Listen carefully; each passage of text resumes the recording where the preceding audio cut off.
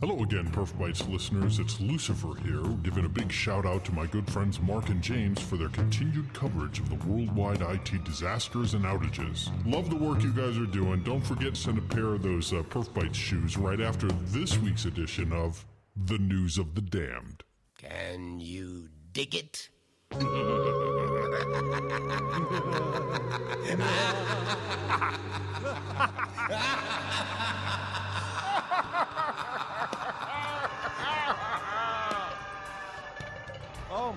Oh my lord. You know, it just strikes me every time how much that guy is in serious pain. It's not just skewered in the bowels. It's almost like he's opened up a web page that requires Silverlight, and it pops up and says, you need to add the Silverlight add-in. And he knows that Silverlight product is like totally outdated and going away, and why do I have to add the add-in? He's gone to inferno.com, produced by Dante.llc. Beautiful. Where is that at endoflife.com? Endoflife.com? There you go. Yeah, endoflife.com. Yeah, for those of you that maybe purgatory seems, sort of mediocre. But if you can end up down there getting skewered like that guy. Welcome to the News of the Damned. James, once again, the people of the world have not let us down. Those IT professionals out there are crashing like never before. So Mark, we have a really interesting mix this week. I see that. Yes, this is and I'm going to go on record as saying there may be one of these that we don't want to fix. Could be. Yeah. Let's see. Yeah. So let's get started with something that was driven by a news event. Worldwide, there's a major airbag manufacturer who's issued a recall, and it impacts millions of vehicles worldwide. And here in the United States, the National Highway Traffic Safety Administration, or NHTSA, is a place where everybody goes and types in their vehicle identification number to see if they're impacted by this recall. And you can imagine what has happened is that an announcement was made that all of these vehicles are impacted, and you have a lot of concerned people who own vehicles who have gone to this website, and then boom, NHTSA goes down. So let me ask you this, James. I mean, if I am a citizen in my country, whatever country, because if this is across manufacturers, this is a supplier, an OEM, Correct. Of airbags. And a citizen as opposed to what? An undocumented, listen to that politically correct term, an undocumented alien? No. If you are an undocumented non-citizen worker here on a green card, you could equally access the website. Howard, you're absolutely right to mention that. But let me say, you're a constituent. I will say a person living within a given area. A driver versus a non-driver. A driver versus a non-driver. A non-driver would be like, I could care less about airbags. James, here's my question to you, because obviously you've researched this thoroughly. When I go to the NHTSA website, do I need to be a user? Do I need to create an account? No, you don't. Do I need to add anything to a shopping cart? No, you don't. Do I need to create and instantiate a temporary session to access the information and download it? Temporary session, the likelihood is high there because you're looking up an individual VIN number that's going to be tied to some sort of session object on the server. So there could be results. Could be a query, but that query results in a pointer to, let me guess, static content? No, this is all dynamic content. Why on earth? Dynamic content? Don't they just have a big LDAP server that has all that stuff listed in it? James, are these vehicles changing? No. Maybe. Why is this dynamic? Why is this dynamic, James? Why is this dynamic? So maybe I should. I can't take it anymore. Maybe I should clarify. So the lookups are dynamic, which I think is crazy because they could have a range of VINs right there that people can download and see if they're impacted by manufacturer. You could do this in a static JavaScript call. Yeah. There's nothing secretive about this list of SKUs or product IDs or VINs or anything. Just not a VIN, maybe that's a huge, but even just models, make and model or whatever. They could do really lightweight lookups because VINs are all in sequence and they know when these are impacted. But instead, it's got to go to some sort of back-end database where we reconcile it and provide the correct information. LDAP, baby. Quick lookup. LDAP. Bingo, bango, see ya. And excuse me, Howard, scale out. You can scale out LDAP to the nth degree. You could make this thing oh my god. That's right. You can put portions of the forest on different servers, and you can scale that really horizontally. Isn't this what LDAP is originally made for, to do things lookups like this? Not really. It was mostly for credentials and things of that nature, but you could use it for a lot of this extra data. Yeah, totally. Yeah. Very sorry. Basically, if your airbag's going to blow up in your face, the website's going to blow up in your face first. Well, you would think people would call their manufacturer directly or call their service station or wherever they That's right.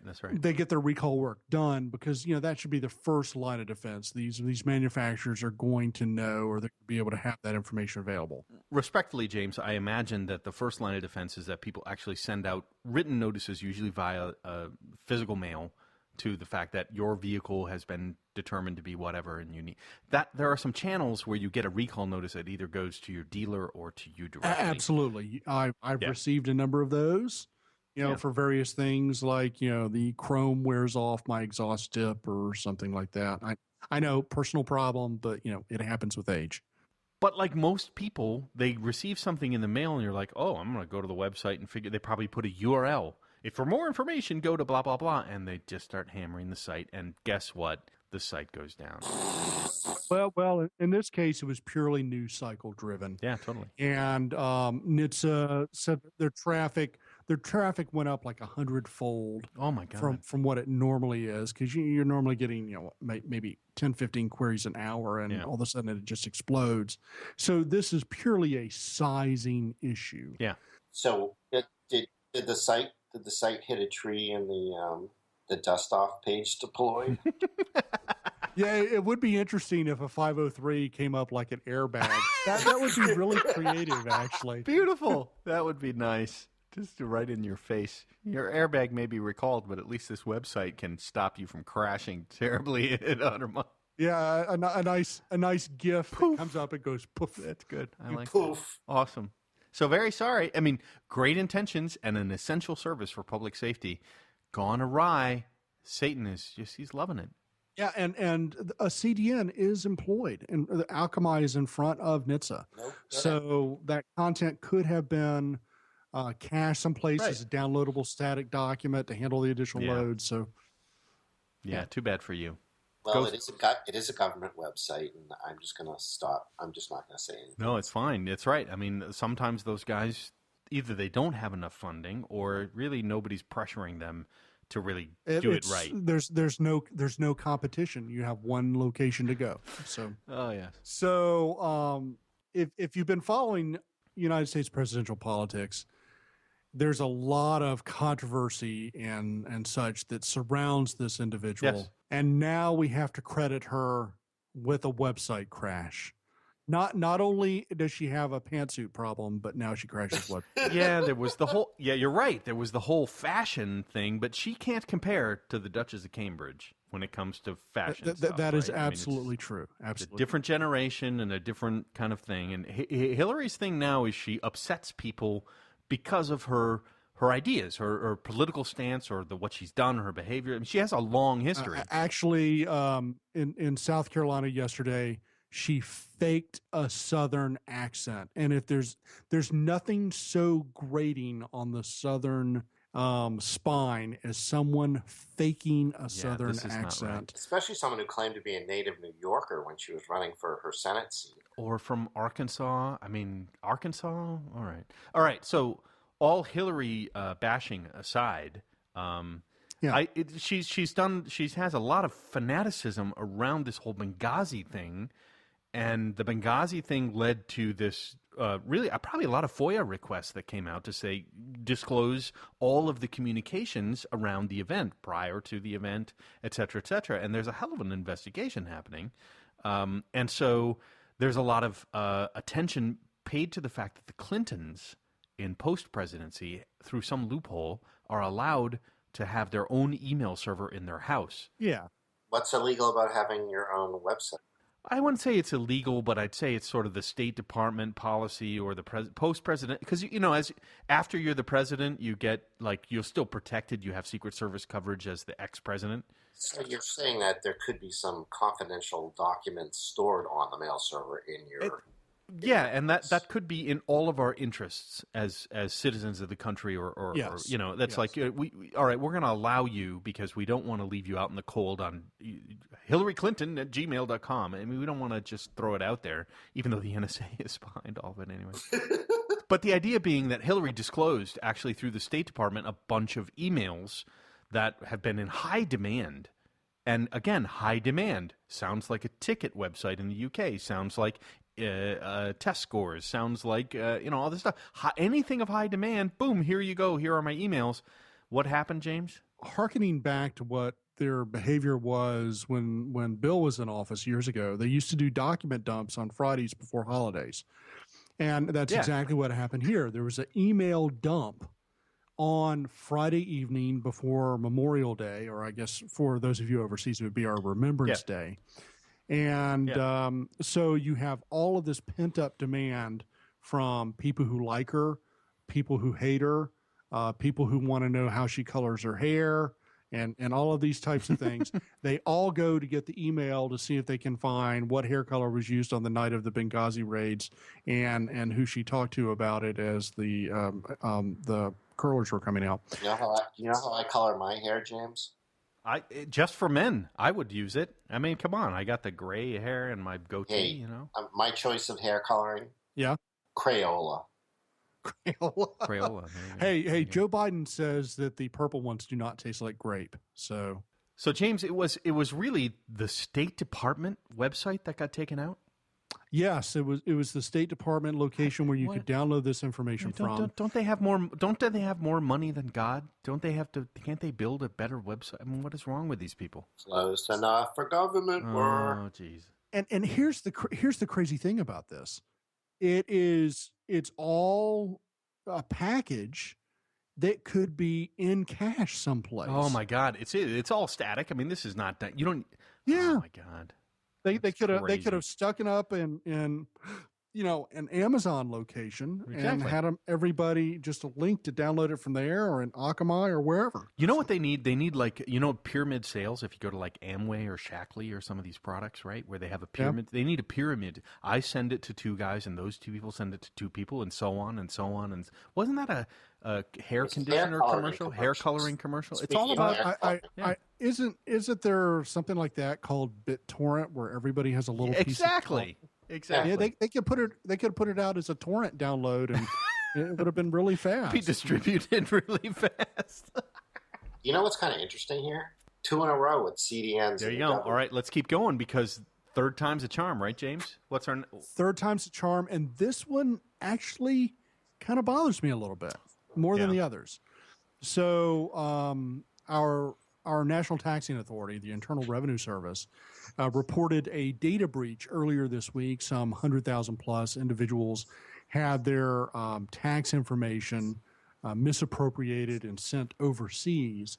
And this was not really discovered until the website that was used to request previous year's tax data went down under high load. So once again, here's a site almost like NHTSA that gets a moderate volume on a regular basis. You think of if you're trying to buy a house, you need to have the last 2 or 3 years of tax returns requested by the bank that's pre-qualifying you and things of that nature. So this is commonly how it's addressed. But instead, you had agents from a foreign location coming and requesting previous year's tax information by the hundreds of thousands. Wow. And it took out this website. So Mark, I'm going to think in this case, this is going to sound really unconventional. I'm not sure that we would want to fix this. Well, just because they're from a foreign location, have we proven that they're not patriots? I mean, they're not, citizens looking up legitimate stuff? They're clearly it's coming from a location known for bad actors and All things right. of that nature overseas. So it's clearly identity theft in this case. Might have been bots of some kind. Well, it was clearly an automated agent of some kind running. Well, here you go. Here, let's combine two deadly sins. One is that you're coming from some kind of automated bot agent in the middle of nowhere. And two, the fact that you're in the middle of the nowhere means you have propagation latency, which means the latch time is really high on the server and you're downloading content through some kind of account. So that's nasty. Not only that, but you were querying on Social Security numbers, so there's a dynamic component. Oh, yeah, definitely. To pulling information down here, Yep. and you know that they probably weren't involving compressions, so you're looking at the network side of the house. CPU, yeah, So definitely. We could have made it easier for the hackers and just gone 3 for 3 in a CDN and just Put them all in a CDN. Yeah, put them all in a CDN. Just let them be out there. They won't go back to the central server. They'll just cache them right off. They'll get them right off the CDN. Exactly. The website will stay up. BitTorrent is a perfectly good CDN. They should just legitimize the whole thing as, oh, by the way, if you've got static content for a major news release, just put it on a torrent. It's going to end up there anyway. Hey, Mark, I think there's a business model there. There could be. Let's go. News torrent. That's what I'm going to – News torrent. So, but do you see my rationale behind maybe in this case, the fact that it was undiscovered until the load got to such a high degree that it took out the site?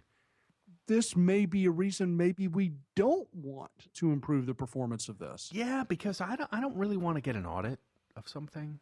I don't even want to talk about this that much because we could have a vengeful IRS agent listening to this right now. Just keep the IRS, kind of simple. Keep it simple is what I'd say. Hey, I think those folks at the IRS are really nice and everybody's cute and attractive, and they have lives much richer than I do. Really? So absolutely. What's next on the docket?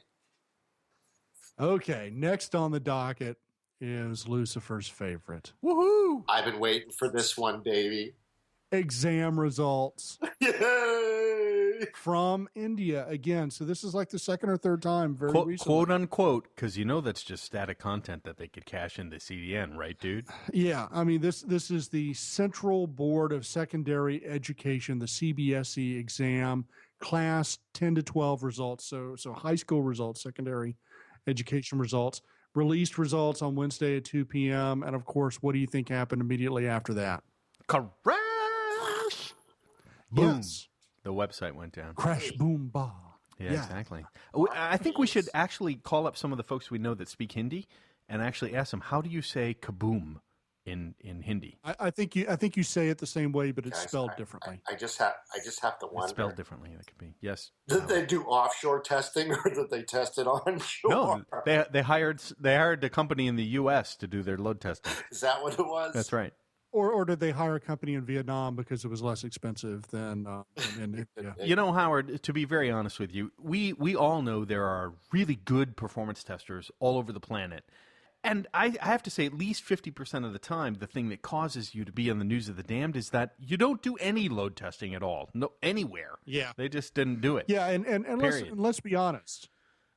For those effective resources, whether they're located in Boston, Berlin, Bangalore, Beijing, or name your other city that begins with B, Brazil. Boca Raton. Belize.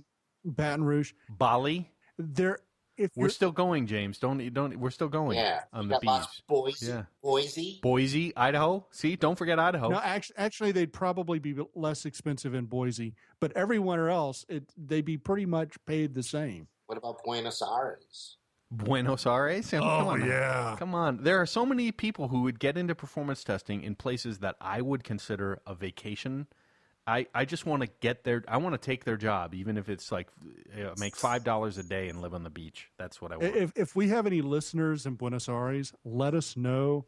Maybe we need to come down there for a live show. There you go. So very sorry to India for the third time this year. It's India test scores, sites crashing, Satan's favorite.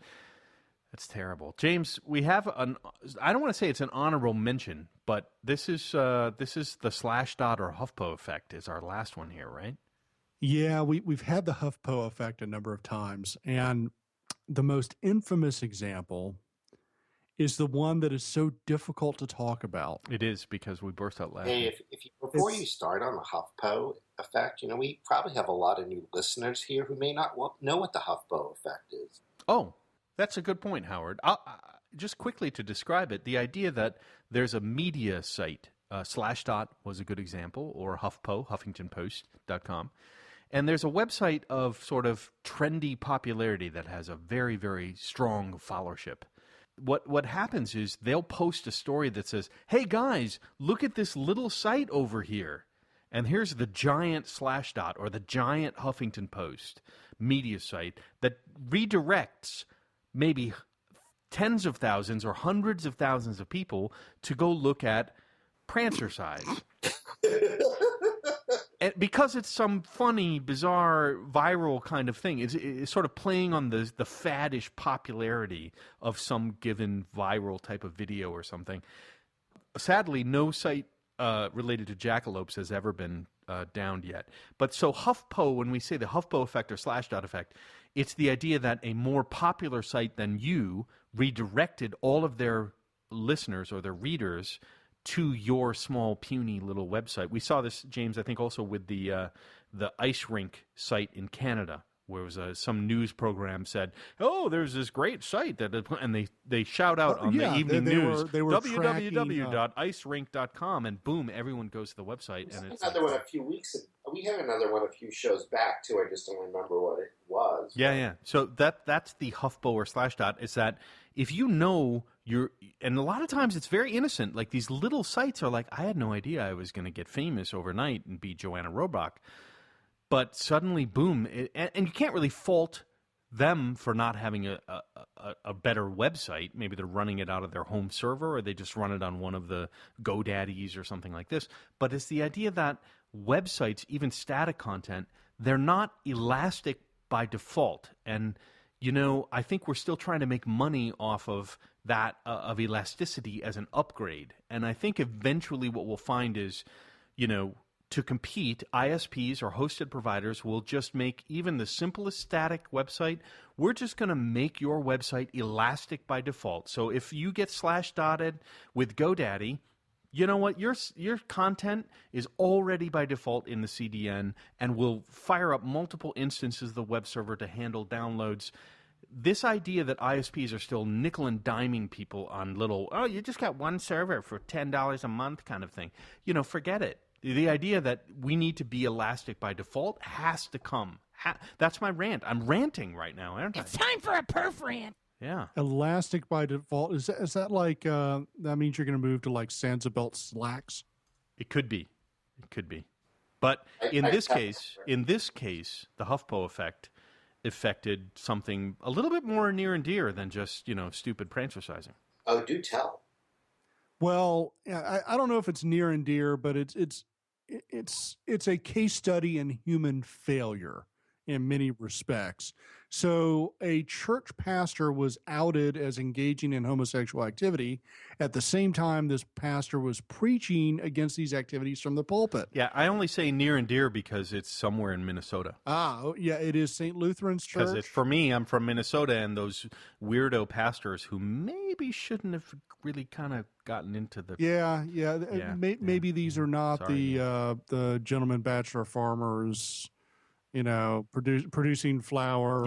The good souls, good Norwegian guys, These are creepy. These are more creepy church guys. That's not right. I think we need to make a little point here that PerfBytes hosts have nothing against anyone.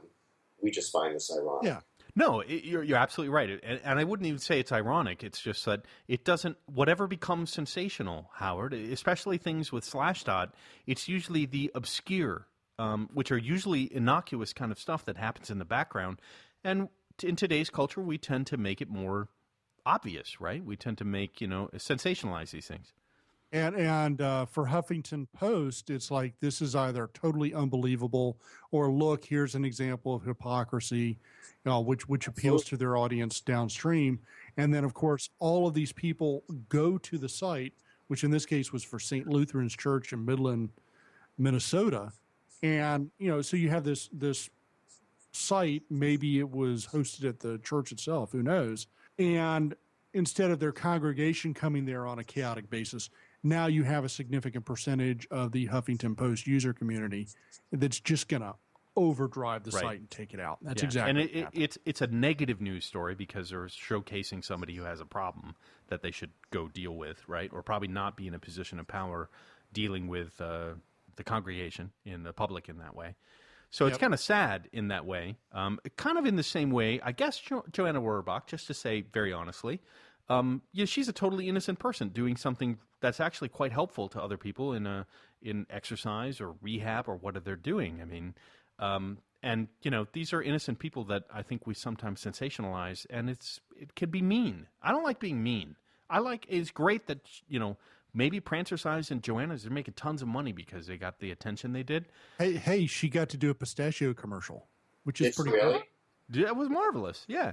But at the same time, maybe a lot of people who are just innocent, people just doing their thing, and in some cases not so innocent. In the case of this guy in Minnesota, news has a way of outing you in an aggressive way, and this is something we see in the News of the Damned quite a lot. I don't like seeing it. I'm not recommending that these people beef up their websites so they can share more about their negative, horrible news story.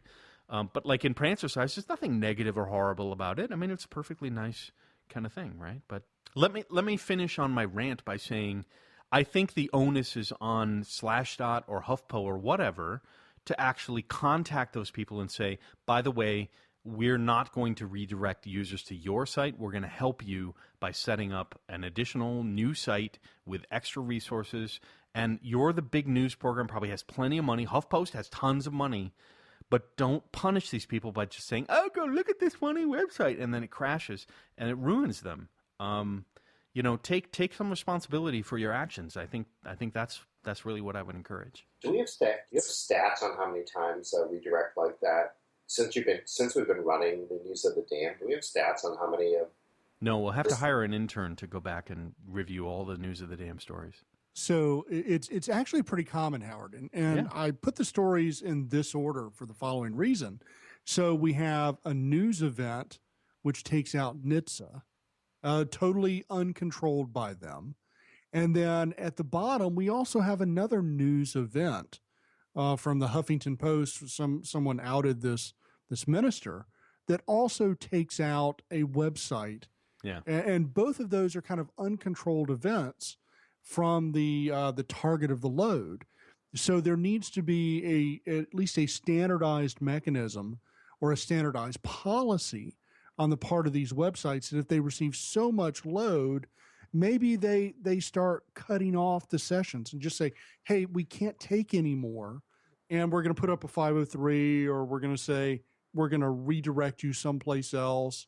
But we need a better mechanism. I think the onus, Howard, really ends up on the ISPs to actually do a better job of offering those services and making them by default to customers who don't know better. And maybe a dynamic CDN if you get load over a certain level that automatically kicks in. Yeah.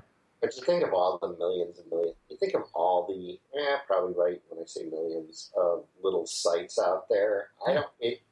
Putting my business hat on, I don't see it as a real scalable solution, it's an expensive solution, and perhaps if they offered a service and people were willing to pay for the service, I'm not talking about a lot of money. Yeah, but my point is they try to sell building a new website or building new stuff, and they think the person they're calling actually knows about building a website, and there's still a heck of a lot of non-technical people setting up a site that make it too easy with a gadget to post something. That's millions of sites out there, Mark. Yeah, I think the onus is on an ISP to say, look, you don't need to worry about it. We'll just take care of this by default. If anyone comes to hit you, we'll expand a CDN or do Elastic just for you. You don't even need to think about it. I think it should be inherent in the platform as an ISP. And I think that's what Amazon is certainly trying to sell. They're trying to get there, yeah. There's a little bit of premium in that for that automatic expansion or elasticity. And a lot of people won't touch it for that. Yeah, they won't. Hey, I hear some music. What's that? That's the indication that this is the end of another riveting discussion around the News of the Damned. It's really, really great. James, you always do a fabulous job of finding the weird stuff in our industry. Fabulous. Fabulous. I'll give it just a casual shout out to our sponsors, Smart Bear and Sosta, just for doing such a great job of supporting us and supporting thus you, the listener, and the community out there. We really appreciate it. Howard, what do you think? What do I think? Yeah. I think it's Friday afternoon, Mark. It is Friday afternoon right now, so I see a little clouds out, but I'm going to go fire up the barbecue and cook some